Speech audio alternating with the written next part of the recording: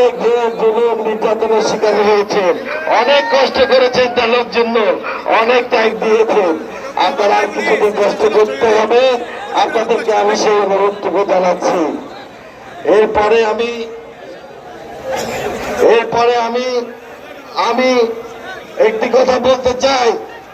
এই জলদি মাঠ থেকে আমার বাবা প্রথম মিটিং করে প্রথম এই বাঁশখালী সংসদ সদস্য হয়েছিল এবং উনার সে জানাজা, উনার মৃত্যুর পরে এই মাথায় জানাজার মাধ্যমে উনি কিন্তু বিদায় নিয়েছিলেন।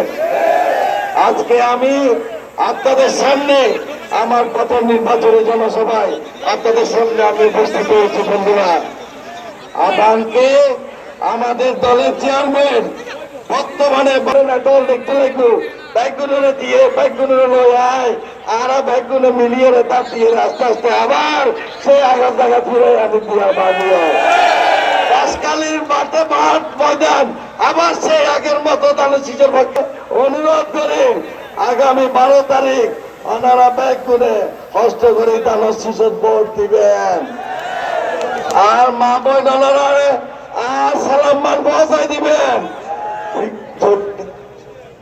কারণ আর মা বোনি হলদি আর জানি ইতারা এই হালাদা দিয়ার এই সঠিক দেহিলি ইতারা ব্যাগুলো এই দানার ফল হালাদা দিয়ার ফল ইতারা এই দানার শিশুর সমর্থন।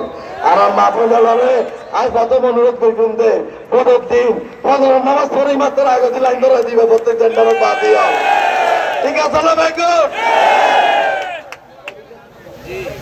আয় আদিয়ার শেষ মিটিং যদি সময় হম আয় গুছাইয়ের আরো বহুত হতা আছেন। আয় আর বক্তব্য দ্বারা যারা প্রবাসী ভাইয়াল আছে ইতারারেও আয় শ্রদ্ধা স্মরণ করি মনত করি।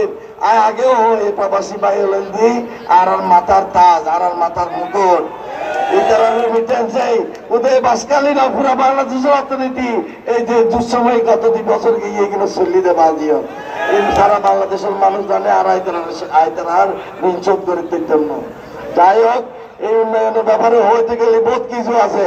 আয় ফাত্ত হয়তো হইতেন চাই এই এনএলডি মূল হাত দিয়ে এটা যে কিনা সারা মহল্লা ওয়ার্ডের রাস্তাঘাট আছে কিনা এখন নির্বাচন করতে যাই এটা দেখি বেহাল অবস্থা।